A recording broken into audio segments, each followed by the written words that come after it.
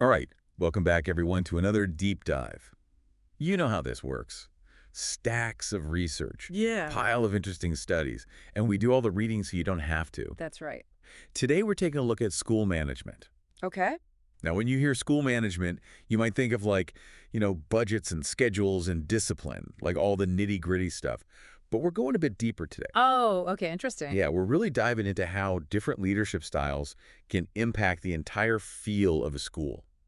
Like whether it's a place where teachers and students thrive or, just kind of get by. I see. So it's more about the vibe than the nuts and bolts. Exactly. We're talking about school climate, Hmm. that overall feeling and atmosphere. Got it. Makes sense. We've got a ton of research on various leadership models from transformational leadership to collaborative leadership. Yeah. But how do these approaches actually play out in a real school setting? Right, because like reading about it in a textbook is one thing, but seeing it in action with all the complexities of a real school is a whole different ballgame. Totally. So our big question today is, how can we go beyond just rules and schedules, all that kind of stuff, to cultivate a truly thriving school environment? One where everyone feels supported and motivated to succeed. That's a great question, and it's something that researchers have been exploring for a long time. Yeah, and one thing that really jumps out from the research is the impact of different leadership styles on school climate. Right, it's not just about being in charge, it's about setting the tone for the whole school. Exactly. So let's jump into some specific examples from the research. For instance, one study we have here focused on transformational leadership. They found that in schools with transformational leaders, you saw a noticeable increase in teachers working together, collaborating more. Interesting. And why do you think that is? Well, transformational leaders, they tend to be really good at inspiring their staff, getting everyone excited about a shared vision for the school. Ah, I see. So it's not just about giving orders, it's more about motivating people. Exactly. And when teachers feel motivated and inspired, they're more likely to go above and beyond. Makes sense. And that has a ripple effect throughout the whole school. Students benefit too. Now, another leadership model that pops up a lot in the research is collaborative leadership. What can you tell us about this? Sure. So with collaborative leadership, it's all about creating a culture of trust and mutual respect. Okay. It's about making sure everyone feels comfortable sharing their ideas and contributing to decisions.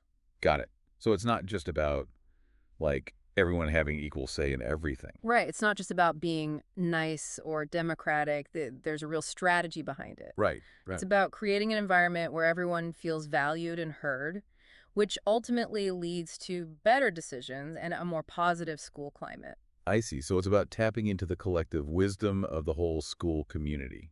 And that makes sense because, when teachers feel like they're part of something bigger, they're more likely to be invested in their work. Exactly, and the research actually supports this. There are studies that have found that students in schools with collaborative leadership feel more connected to their teachers and peers. Wow, that's fascinating. So it really does impact the students as well. Absolutely. It creates a ripple effect. When teachers feel supported and empowered, they're more likely to create that same environment for their students.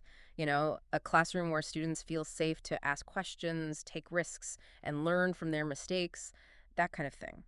Now, I can imagine some people listening might be thinking, okay, collaboration sounds great in theory, Hmm. but won't it just lead to, endless meetings and slow decision-making? Is there a risk of things getting bogged down with too much collaboration? It's a valid concern, and it's where that whole idea of balance comes in. Right. Effective leadership isn't about picking one style and sticking to it no matter what. Okay. It's about being adaptable, knowing when to be collaborative, when to be decisive, when to take charge. Yeah, like a good leader knows how to use different approaches depending on the situation. Exactly. It's about having the tools and the skills to adapt and lead effectively in any situation. Now, another theme that emerged from the research was the importance of communication. And I'm not just talking about, sending out memos or making announcements. Right. It's about creating channels for open and honest dialogue Yeah. between teachers and administrators. Absolutely. And not just top-down communication, but making sure that everyone feels comfortable speaking up and sharing their ideas. Yeah, like two-way communication. Exactly. Two-way communication is crucial. And we actually have a study here that measured the impact of regular communication between teachers and administrators. Yeah. And they found that in schools where this was a priority, teachers reported feeling more valued and supported. That makes sense. When you feel like your voice is heard and your opinions matter, it can make a huge difference in how you feel about your job, Yeah, and not only that, but it also led to higher job satisfaction for teachers. which ultimately leads to a better learning environment for students. Exactly, it's all connected. Now, this brings us to another really important point that the research highlighted. Professional development for teachers. Yes. And not just professional development in terms of teaching strategies or curriculum, Right. but also developing leadership skills within the teaching staff. Interesting. So we're talking about giving teachers the tools and training to become leaders themselves. Absolutely. And this can have a huge impact on the school as a whole.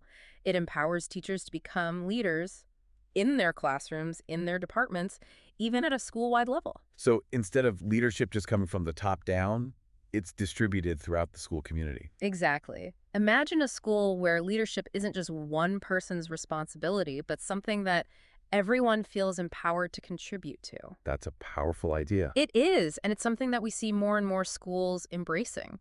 So if we take a step back and think about everything we've discussed today, it's clear that effective school management isn't just about, like, managing things. Right. It's about leading in a way that empowers everyone in the school community. Exactly. It's about creating a culture where everyone feels valued, supported, and inspired to do their best. And that's something we're thinking about, right? Absolutely. I mean, think about your own experiences in school. What kind of leadership did you see? And how did it impact the overall school environment?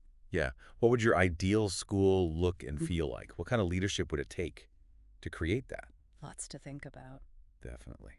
Well, we hope this deep dive has given you some new insights and maybe even inspired you to think about how you can contribute to creating a more thriving school environment. Thanks for listening. See you next time.